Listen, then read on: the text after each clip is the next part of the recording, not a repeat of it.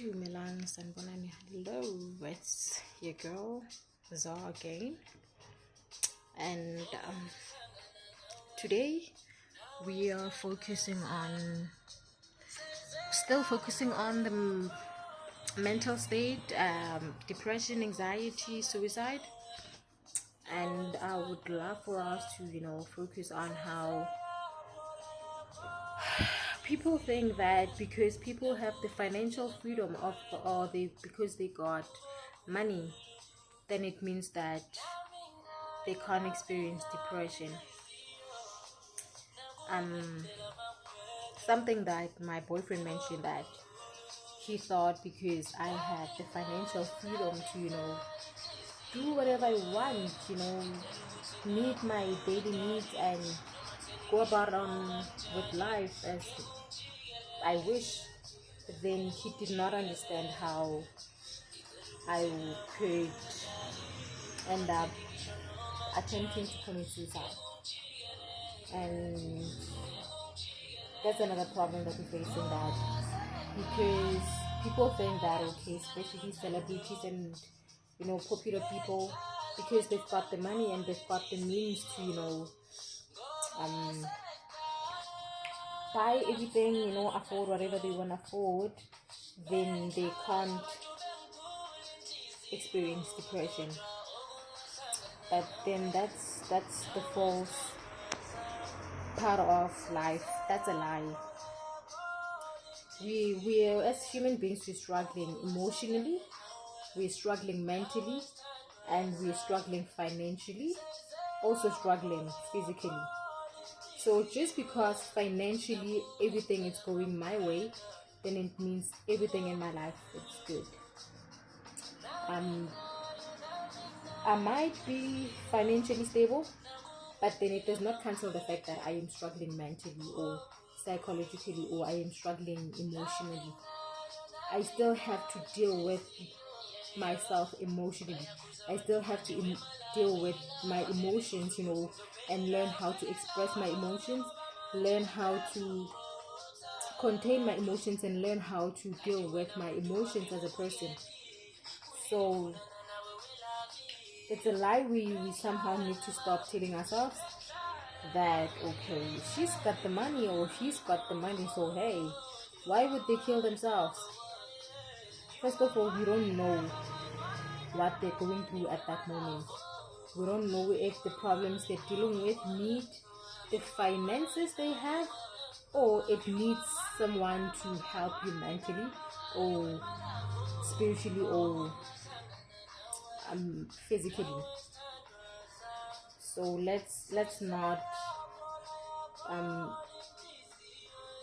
drag people or make people feel somehow because now they've got the money to meet their ends meet, and then make them feel as if they cannot feel anything other than the financial pressure that everybody else feels.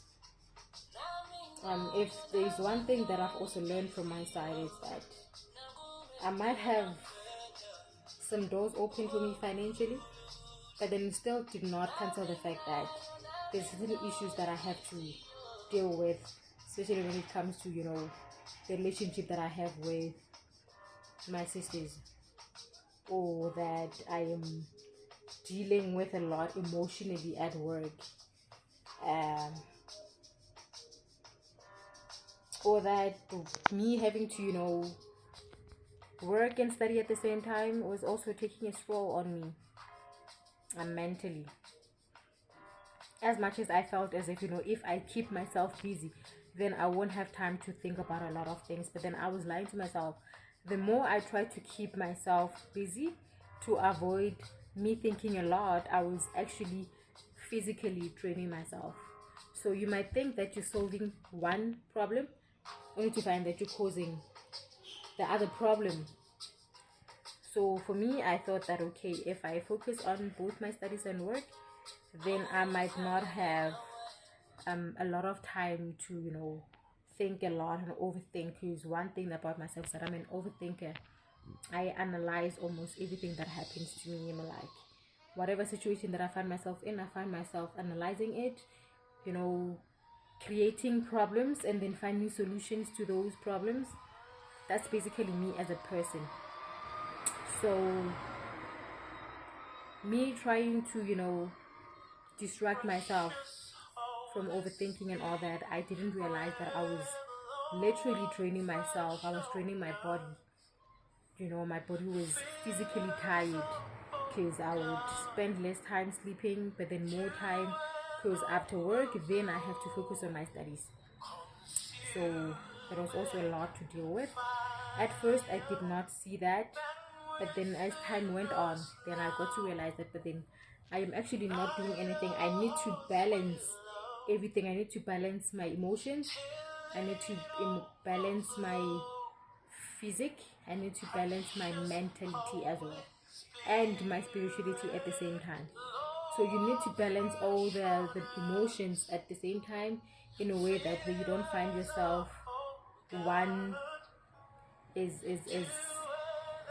taking over the other, or one is lurking, or maybe two is actually lurking, and which is what we sometimes find ourselves going through. That you find that you're financially stable, but you're mentally, emotionally, and physically tired, or you are mentally and physically fine, but you are emotionally and financially exhausted. So let's take that as a lesson and as another sign that we should not ignore the fact that just because a person is financially stable, or they can financially take care of themselves and everyone around them, then it means that whatever problem they're dealing with then disappears in a way. So yeah, that's what I wanted to focus on today. So as we focus on different things on a daily basis, that's basically what I wanted us to focus on.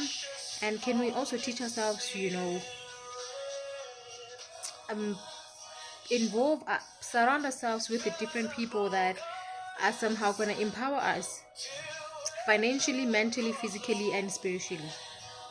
Be involved. If you're a Christian, be involved at church, where you get people that empower and strengthen you spiritually, because we cannot walk through this journey on our own. We need people that we can rely on. We need people that we can depend on. So let's not think that, okay, I can go through this on my own.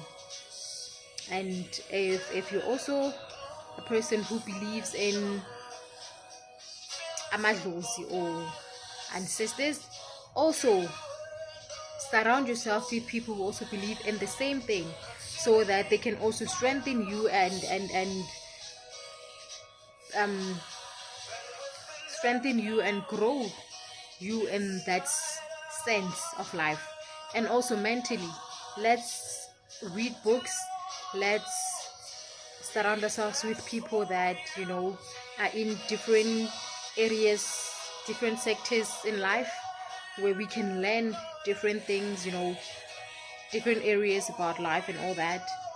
And also physically, as much as exercising is not only about losing weight and all that, but then going for a walk every day, it also helps you to unwind on certain things, and just your mind switches off from everything and focuses on that, especially if you're in an environment where there's just peace, calm, and nature. And then you focus on that at that moment, and you forget about everything at home, you forget about everything at work, you forget about everything at school, and you focus on that moment. So let's also teach ourselves that, what, in the morning before you go to work, go for a walk. A 30 minutes walk does it. When you knock off late in the evening, also go for another 30 minutes walk. And then as you go on and on, you initially go for jogs, 30 minutes jogs, 40 minutes jogs, or an hour. And as much as it's helping you in your health, it's also helping you in your mind to unwind and to distress at the same time. So yeah, let's teach ourselves on doing those things, go for walks, surround ourselves with people that believe in the same thing that we believe in, spiritually or whatever way. Let's do that for ourselves, because it's really good to have a balance in our lives. because there's no way that you can always be focusing on work. One way or the other, you're gonna crash, and when you crash, it's not gonna be a nice thing. It really is not gonna be nice. It's gonna be a nasty crash, and chances of you surviving that are very slim. So let's balance everything, guys, and be kind to ourselves. As we learn to be kind to others, let's also be kind to ourselves. So for today, that's what we're gonna be focused on. Till we meet again next time, guys. It's a girl, Zanele King Zawaha Apane. Peace.